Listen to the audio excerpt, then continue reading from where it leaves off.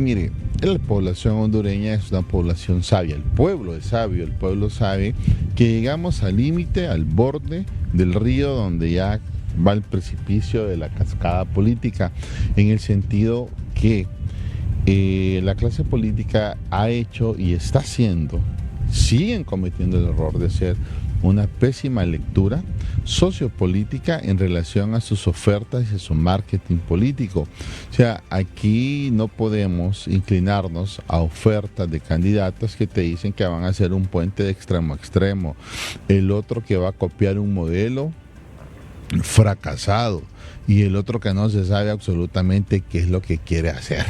Entonces, los hondureños, y dato importante para estos políticos, hay 900,000 nuevos electores que se suman a ese 52, al rango del 52 al 54% de electores que no tienen partidos políticos y son los que definen al presidente de la República.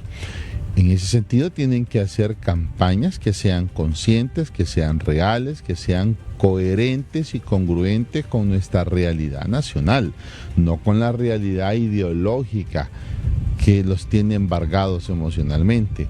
Hay 3 ejes fundamentales y que el pueblo hondureño tiene muy claro, cualquier hondureño te lo va a hablar: trabajo, la generación de empleo, seguridad y el tema que es el producto de estos dos, que es desarrollo humano.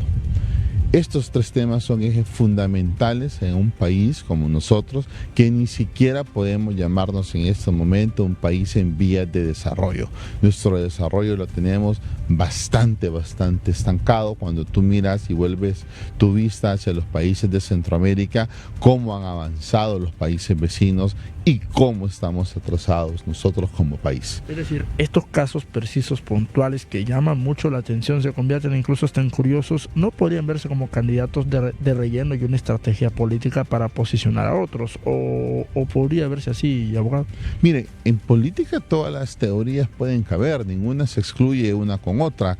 Lo cierto es que no sacar ni siquiera un voto significa entonces que ni siquiera tú ejerciste el sufragio a favor de ti mismo, o algo todavía más delicado, Junior, y es el hecho de que fue tanto el fraude que tampoco se te reconocieron los votos, ni siquiera el único voto, o sea, el hecho de que tú hayas ejercido el sufragio por tu propia candidatura. O sea, aquí son extremos grandísimos. Yo no creo que alguien que vaya corriendo para alcalde, para diputado, no vaya a ejercer el sufragio para sí mismo. Es imposible. Eso únicamente te indica o que hubo un fraude monumental, o 2, que simple y sencillamente, como dices, tú eras candidato relleno y ni a ti te importaba ir a ejercer el sufragio, quizás ni fuiste. Entonces esas cosas no se pueden permitir más, y eso es producto de no tener una nueva ley electoral. Pero sobre ese tema, los 3 partidos políticos y los partidos en teoría emergentes fueron culpables de ponerse de acuerdo en no agendar reformas electorales profundas, dejar que pasara el tiempo, y ahora el discurso es: ya no estamos a tiempo. No, ya no están a tiempo ellos, porque saben que una reforma electoral en este momento extraordinaria, sui generis, que es lo que quiere el pueblo hondureño, los dejaría fuera del concierto electoral, pero más que todo, fuera de volver a repetir como diputados, como alcaldes, como regidores. ¿Por qué? Porque el pueblo ya no lo soporta, y la única forma de seguir como parásitos en el Congreso, como liendras pegadas con los curules de los congresos, es simple y sencillamente no haciendo reformas electorales. Ahora, abogado Erazo, en otra arista no menos importante, el 2025 se marcó por ser un año electoral, o se marca, o esa era la perspectiva que se tenía incluso a finales de 2024. Llamaba la atención ver incluso cómo se desarrolló el proceso electoral primario. Hay lecciones aprendidas para el proceso democrático, el proceso de elecciones generales, sobre todo en ese dato que mencionó usted, cerca del 52-54% del voto indeciso hasta este momento. ¿Qué estrategia debería implementar la clase política, independientemente del color, para poder convencer principalmente a la juventud, que es uno de los factores más indecisos? Bueno, la tienen extremadamente difícil. Te explico por qué. Porque la juventud hondureña es una juventud informada, es una juventud menospreciada y totalmente desvalorada por la clase política y por los estrategas políticos. Eso es clarito cuando tú analizas las diferentes campañas en el proceso interno, queriendo decir, no, es que este es proceso interno y ya en la general va a cambiar el diseño de la campaña.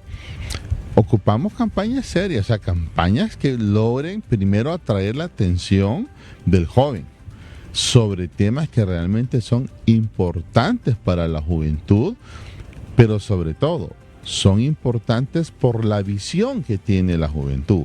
Por ejemplo, no es lo mismo mi generación con tu generación, como las cosas que eran importantes para la generación X son de repente no tan importantes para la generación millennial, lo que no significa que tu punto de vista de las cosas que para ti son importantes o para que la generación millennial es importante, es que no son realmente importantes. Probablemente yo no tenía la visión de necesidad de tecnología, porque en aquel momento el mundo no se había abierto a la competitividad tecnológica.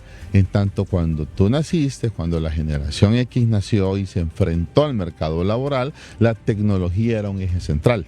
Entonces, todo esto es importante que los políticos, bueno, hay que ver si el político es educado, si el político tiene un nivel de cultura al cual puede accesar también a la juventud, a esos 900,000 nuevos electores que pasan retroalimentándose diariamente con información y que muchas veces saben mucho más de la propuesta que está haciendo el político que el político mismo la ha aprendido, la ha estudiado de su asesor. Entonces, deben de ser campañas que sean coherentes, congruentes con la realidad nacional y sobre todo sobre la realidad de las necesidades que tienen los nuevos electores, pero sobre todo la generalidad del pueblo hondureño.